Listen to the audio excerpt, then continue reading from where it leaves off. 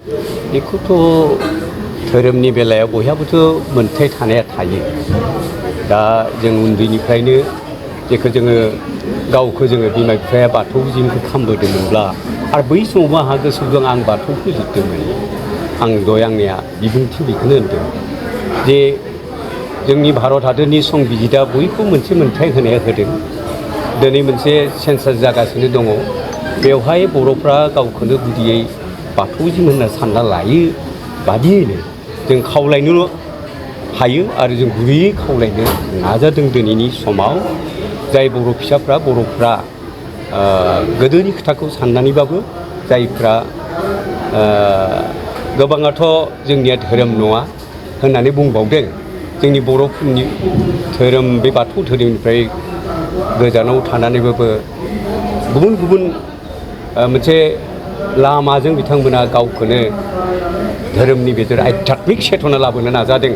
बिथांमोनाबो गोबांखौनो आं नुदों जे बिथाङाबो सेन्सासनि समाव बाथौखौनो लिरगोन होननानै बुंदों। आंहा गोसोआव दङ दाखालि आं क'क्राझाराव माखासे माने गेदेमा जोंहा सतसंगि सुबुं माखासेखौ आङो लोगो मोन्दोंमोन। गेदेमा सुबुंफोरखौ लोगो मोन्दोंमोन। बिथांमोनखौ जोङो सावरायनायाव ओंखारदों जे जोंनियाथ' धोरोम नङा, जोंथ' बाथौखौनो लिरगोन, बेबायदि बाथौ जोंखौ लिरगोन होननानै बिथांमोना बुंदों। आरो बेबायदिनो आङो खावलायनो सानदों। नाथाय आङो बेखौथ' आरो जोङो दिनैनि भारतनि संबिजितखौ नायोब्ला सोरखौबा जों इम्पस खालामनायनि बाथ्रा नङा। नाथाय बाथौखौ रावबो मिथियै गैलिया। बर' होनब्लानो बाथौखौ मिथियै गैलिया। गेजेर ससेयाव बबेखै थांदों बबेखै मादों जों बाराद्राय रावखौबो गाज्रि साननो हाया। नाथाय नै समा बर'फोरनि थाखाय फारसेखै राव फारसेखै जादों धोरोम, बेखौ माने मोनसे सिनायथिनि थाखायबो जोंहा गोनांथि जानानै फैदों। आंनि गुरै खावलायनाय बेखौल' जों जुदि बेजोंबो जुदि जोंनि बर' हारिनि सिनायथिखौ होनो हायोब्ला वाइ नट उइ प्रसिड दैट। नाथाय गोबाङानो गोबां लामाजों बिथांमोना बे आध्यात्मिक लाइनखौ बिथांमोना खालामदों। बिथांमोना गावनि गोजोननायनि थाखाय बिथांमोना खालामो, सोरबाफोर खालामगोन। बेखायनो आङो जोंनि बाथौआरिफोरखौबो बुंनो सानदों, जोङो बारा मालायखौ गोरा गोरायै बुंनायनिख्रुइ जों अनसायनायनि गेजेरजों जोंनि खोथाफोरखौ जों हायो नामा जोङो बेबायदि जोङो फोरमायलांनांगोन। होनब्लासो जोंनि गेजेराव अनज्लायनायनि गेजेरजों नैबे गोनांथिनि समाव बे आबुङै जाफुंहैगोन, बे आंनि फोथायनाय दङ। गुबुन हारि सुनारिफोराव जायफ्रा सुनबाय बिथांमोना खिन्थु दिनै मोनसे अबजेक्सन होदों जे माने इजुमखौ लानानै। दा बिदि लोंनाय लोगो लोगो जोंनि माने बेफोरबो नोंखौ होनदों। बेफोरथ' नोङो डिबेट खालामनायनि खोथा नङा। बेफोरो जाबाय सावरायनायनि गेजेरजों आन्दारस्टेन्डिंनि गेजेरजों जों बेसे बुजायनो हायो। बिथांमोनखौ जों गाज्रि मोननायनिख्रुइ, आंनि बुंनाया बेक्तिगत, बिथांमोनखौ गाज्रि बुंनायनिख्रुइ बिथांमोनखौ जों बोरैहाय जोंनि खोथाफोरखौ जोङो बुंनो हायो बेफोरखौ जों नाजानो गोनां जादों। जोङो जानला मानलाय नोंथांमोना बेयाव थांदों होननानै जोङो बुंबाय हाब्लाबो जालिया। माखासे मानसिया थांखाजोबदों। बेखायनो this is the right way how we can convince them. जोंनि बाथौआ बर' हारिनि बेसे गोथार आरो बेसे गोथौ आरो बेसे गोजाम, बेखौ जोङो फोरमायनो हायोब्लासो, जों ओंथि बहरायै फोरमायनो हायोब्लासो जोंनि मालायखौ गाज्रि मोननायनिख्रुइ जों मोजां मोननायाव लाबोफिननो हानायनि मोनसे राहा दङ। बेखायनो आं नैबे समाव आं बयखौबो बर' फिसाफोरखौ खावलायदों बा बर' हारिनि सुबुंफोरखौ आं खावलायदों जे नंगौ जों फोथायो बर'आ हारि हिसाबै जोनोम जाजेननाय लोगो लोगोनो बे गुदि बाथौखौनो जों अनसायबोदों। दा बे अनसायबोनायनि उनाव गेजेरावबा मा साननानै सोर बबेखि थांदों बिथांमोनहाबो जाहोन थागोन। दा बै जाहोनफोरखौ बिथांमोनखौ जों बोरैहाय जोङो बिनिफ्राय बिथांमोनखौ जोङो बुजाय खालामनो हागोन बेफोरखौ नाजानांगोन। जोंहाथ' बाथौ बुहुम दोङो। मानो बुजायोब्ला मानियाबो मानिनाय जालाङो। आंहानो गोसोआव दङ, आंनि न'खराव आइ आफाया बोलि होयोमोन, फारौ हाथारनांगौमोन, दाउदै होयोमोन, गुबुन माबा माबि होजोबोमोन, बिसहरि दोङोमोन। बैफोरखौ होनायनि उनावबो नाथाय दिनैनि दिनाव जोंनि बर' हारिया बाथौआरिया गौथुम जानानै खावलायनाय लोगो लोगो मोजाङै बुंनाय लोगो लोगोनो दिनै बै बोलि प्रथाखौ गारनानैबो दिनै बिबार बावनायनि बे राहाखौ लानो हमदों, नङा होमब्ला? बेफोरो सोरखौबा धुमखि होनानै सोरखौबा नासयनानै जायाखै।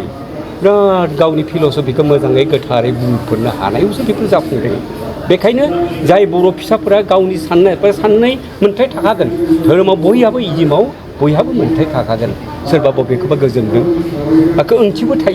ओंथिबो थायो बेफोरखौ जोङो सानलायनानै मोनसे जोंनिफ्राय माने अनेस्ट आपिल जानांगोन खावलायनाय फैनांगोन नों बर' नों बेखौनो जा खालामथारनांगोन होनना बुङोब्ला जेदिसो जायो बेखायनो जोंनिया this is the right way how we can convince and जोंनि खोथाफोरखौ जों बोरैहाय बिसोरनो बुंनो हायो बेखौ जों नाजानांगोन आंथ' बिराद मोनसे हप दङ लासै खिन्थु सेन्टिमेन्टआ बेनि फारसे खारबोगासिनो दङ एसे दा सेन्सासनियाव बै प्रि सेन्सास खालामनानै रेजिस्ट्रेसन खालामनानै दिल्लीयाव हरनायनि बेलायाव एसे बैसो जानाय मानसिफ्राथ' बाराद्राय कम्पिउटाराव बा जों इलेक्ट्रनिक मिडिया एक्सपार्ट नङा जोंफोर बाराद्राय माबा बेफोरखौ सेंग्रा सिख्लाफोरा even the volunteer they are working right now volunteer आवगायबोनांगोन गावनो आवगायबोनानै दे बेखौ खालामथारनि होननानै बुंनांगौ आरो बिदिनो मावनायावनो आं बर' बे सोदोबखौ फैनायावनो ट्राइबेल हिसाबै जों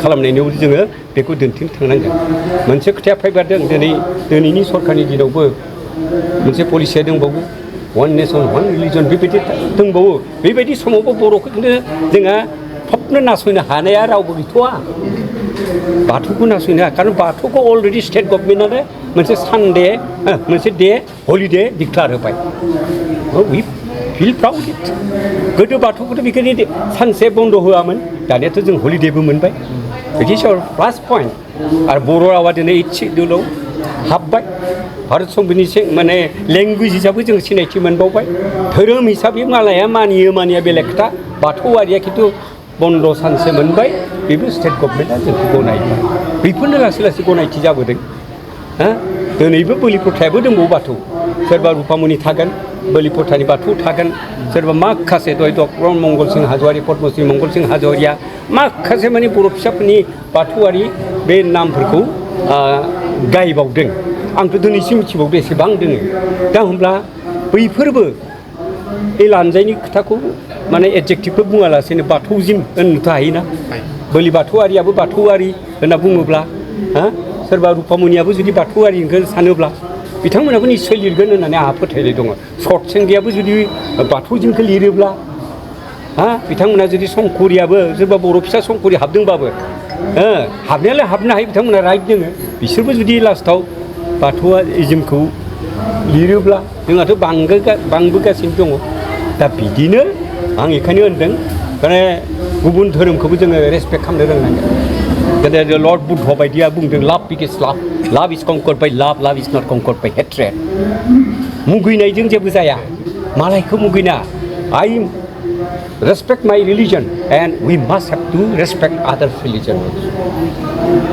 बै फिल'सफिखौबो जों लानांगोन होमब्ला जोंनि रिलिजनखौबो रेसपेक्ट खालामगोन आंहा गोसोआव दङ दिनै आं खैराबारियाव थाङोब्ला लोमस्राव फंबायनियाव दा मन्थ्रि जाना दङ बिटिसिनि लोमस्रावनियाव थाङोब्ला बै हिरिम्बा बाथौ थानसालि बै एरियाखौ आं थांबाय हायो बेहाय आं बेयाव नुहैदों दिनै बे थानसालियाव गुबुन हारिनि सुबुंफोराबो दिनै खुलुमो दिनै लासै गुबुन हारिफ्राबो बाथौखौ खुलुमनो हमबाय बेथ' जोंनि थाखाय बिराद प्लास पइन्ट नङा होमबा आरो बेल' नङा बैयाव बक्स मोनसे डनेसन बक्स दङ मोनसे डनेसन बक्स दङ बे बक्सआव आङो लोमस्रावखौ सोंदोंमोन ओइ नोंसिनि बे बक्सआव फैसाफोर हाबोनो हाबालाय होनना बुंदोंमोन बाथौनि नामाव है दादा सानसेयावनो अबा 20,000बो हाबो गानग्रा बर' गुबुनारिफोरखौ फैनानै बे हाबनायखौ आं नुदों बेबायदिनो जोंहा लासै आवगायलांगासिनो दोङो मात्र गोसोआव जोङो